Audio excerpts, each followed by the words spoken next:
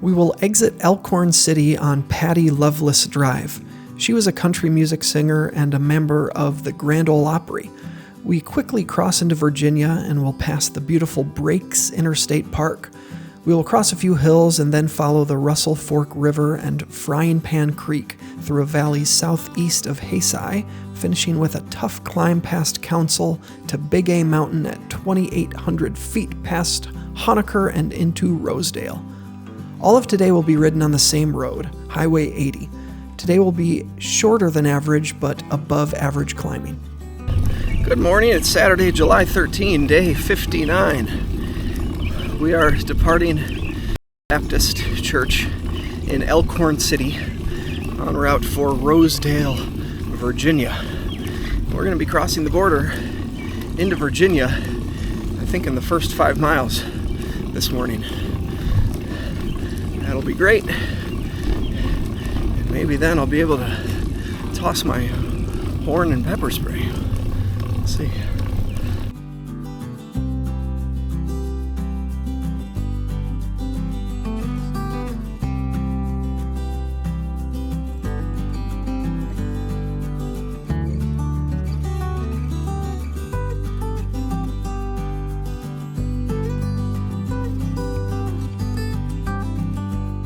All right, haters are not welcome in Virginia. Only lovers. The steepest grades of the journey await us in the western portion of the Old Dominion. We will see up to 15% grades at times. That's around the point where you make a judgment call of, would I rather get off and walk my bike or crank the pedals so hard that my chain breaks? The eastern portion of Virginia is pancake flat in comparison, and will lull us into a false sense of the difficulty of the ride when we finish our Transamerica Bicycle Tour, considering the past 3 or 4 days and saying, that wasn't so bad.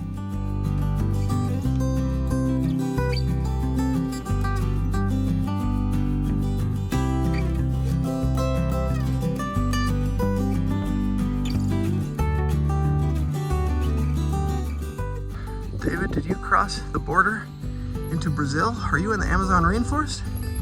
No, this is Western Virginia. I made a comment yesterday about all this ivy to the gentleman who let me into the church. I said, oh, it's so pretty, these hillsides filled with ivy. And he said, actually, that's an invasive species. I forget what country he said it comes from, but, seeds must have accidentally made their way here, and it just spreads and spreads and spreads, and it unfortunately is really bad for the health of the trees. It dies off every winter, but comes back every spring.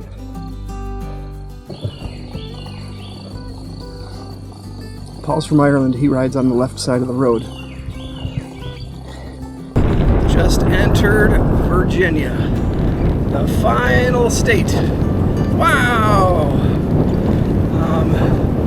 Yeah, so I wonder if the rumors are true, like no more dogs, no more of those just pavement giving away. We'll see. Yeah, when we left, there was a pack of 12 snarling dogs right at the Kentucky-Virginia border, refusing to cross. I'm joking. We didn't have any dog encounters this morning. 5 miles into the ride this morning, and my average speed is only 7.2 miles per hour. I'm on a 8.1% grade right now, going 3.1 miles per hour. I think I'm gonna have to keep climbing for another 1.5 miles or so before my first real descent. All right, Virginia has Bike Route 76 signs, but they're black. I think all the other states we've seen them in, they've been green. So remember, we only got on Bike Route 76, the Transamerica Trail, in Pueblo, Colorado, eastbound. So I can only speak to those states. But of those states, Colorado is the only one that did not post Bike Route 76 signs. They were in Kansas and Missouri and Illinois, although in Illinois it just said Bike Route, not the 76, and Kentucky, and now Virginia. Man, look at this.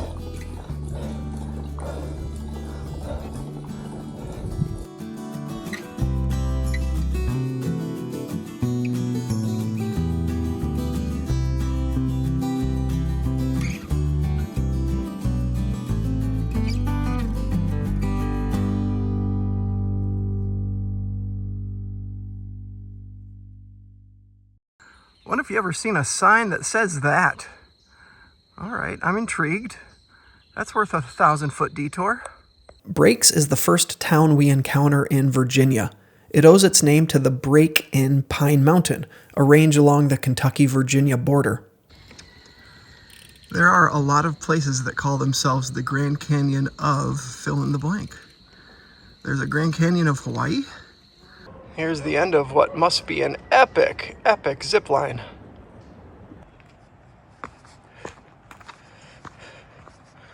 All right, a little bit of a detour. See if this view is worth it. Oh yeah. Oh, that's outstanding. Very worth it. Oh, good morning. Welcome to Virginia. Wow. Wow, just look at that. Oh, welcome to Virginia.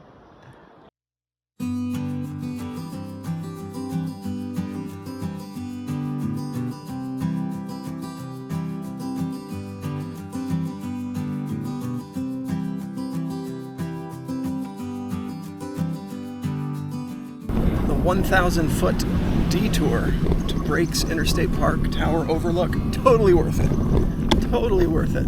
Now I'm back on route. Even though there's a little bit of climb there. Oh, the view is spectacular.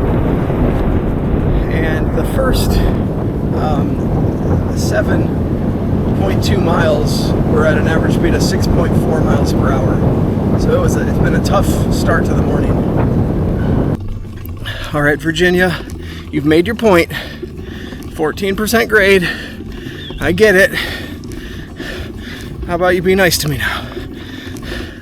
Did I pass your initiation? Haysai, Virginia has an interesting story behind its unique name. A man named Silas operated a ferry across the river in pioneer days. He went by a shortened version of his name, Si. When locals arrived at the ferry, they would greet him or get his attention from across the river with, "Hey, Si!" The city saw its population grow in 1912 as railroad workers moved into town. Once the railroad was constructed, the workload shifted to coal miners. The DG Market is a bit nicer than a Dollar General. They have more produce. Stuff's a bit laid out better. Feels a bit newer. So I stocked up because I do not think where we're staying tonight is even going to have a convenience store anywhere nearby. No restaurant, grocery store, convenience store. So I needed to stock up. We are starting today's most extreme climb. Maybe one of the toughest climbs of Virginia. Let's go. Virginia is for lovers! Woo!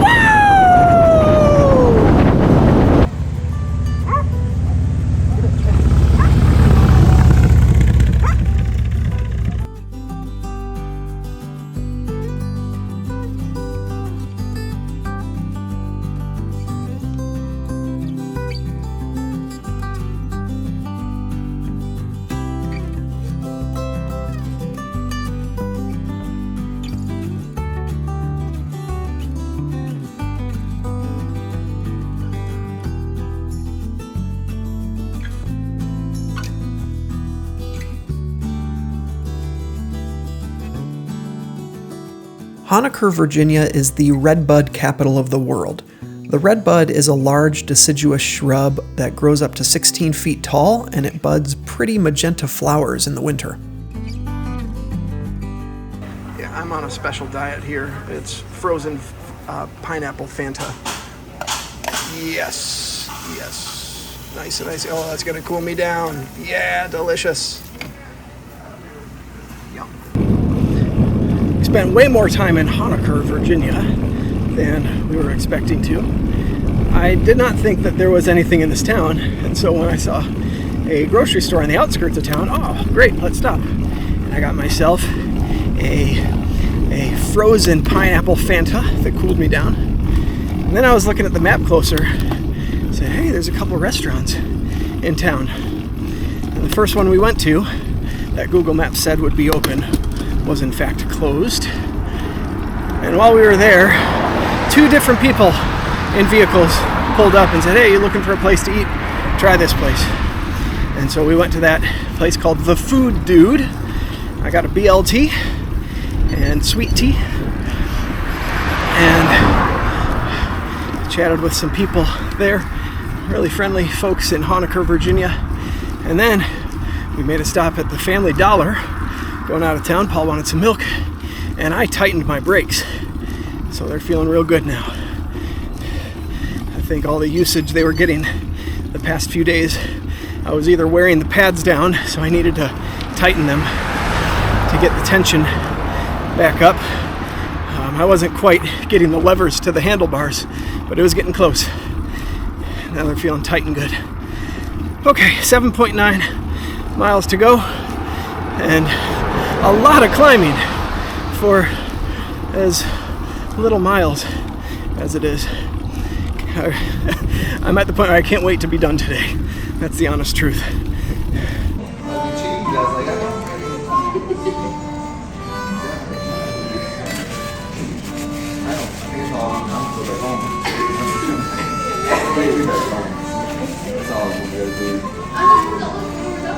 If I had to wear a cycling jersey that was representative of the places that I've given the most business to this summer, it wouldn't be a jersey I'd be very proud of.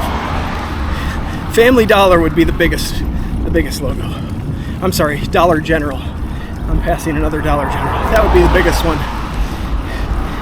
Paul said today, I'd be happy if I never went into another Family Dollar or another Dollar General in my life. I feel the same way. They aren't the best stores, and they're always understaffed, and not a good place to sit outside, but it's all we got. And then probably Marathon gas stations would be on that jersey. McDonald's. And here's the deal. This summer, McDonald's has a meal deal going on, but it's pretty hard to beat for a cyclist. $5. You get a small fountain drink, you get fries, you get a 4-piece nugget, and either a double cheeseburger or a McChicken sandwich. All that for $5.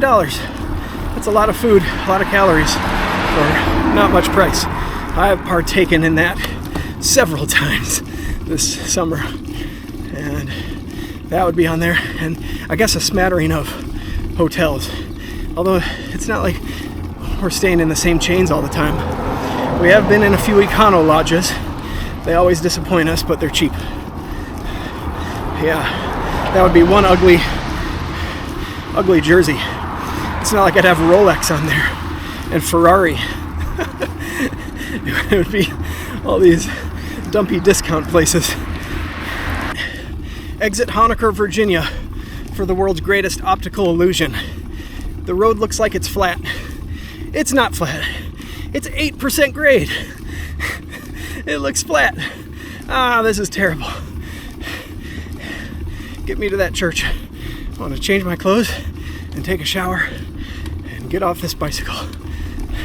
Downhill, let's test those brakes. Ooh, yeah. Ooh. A doe and her 2 fawns were crossing this street, Virginia 80. There's a fence on our left side. The doe and 1 fawn made it. The second fawn did not get through the fence. And Paul and I tried to get the other fawn over the fence, and it was just sprinting away from us. Impossible to catch. So we tried to get that fawn back to its mother, but I hope it found a break in the fence. The growth now is too thick to to see. We lost it in some growth, but didn't see it across the fence area. I was hoping when I started doing some research that the Rosedale in Virginia would be the city Robert Johnson was referring to in the song Crossroads, also performed by Eric Clapton. I am going down to Rosedale, take my rider by my side. But it turns out the Rosedale in the song is in Mississippi, and it's the site of Robert Johnson's alleged pact with the devil to sell his soul for musical success. Oh, finishing this long day, and I should be seeing this Elk Garden Methodist biker hostel ahead, and I do. Here's the sign. I've seen many pictures of this.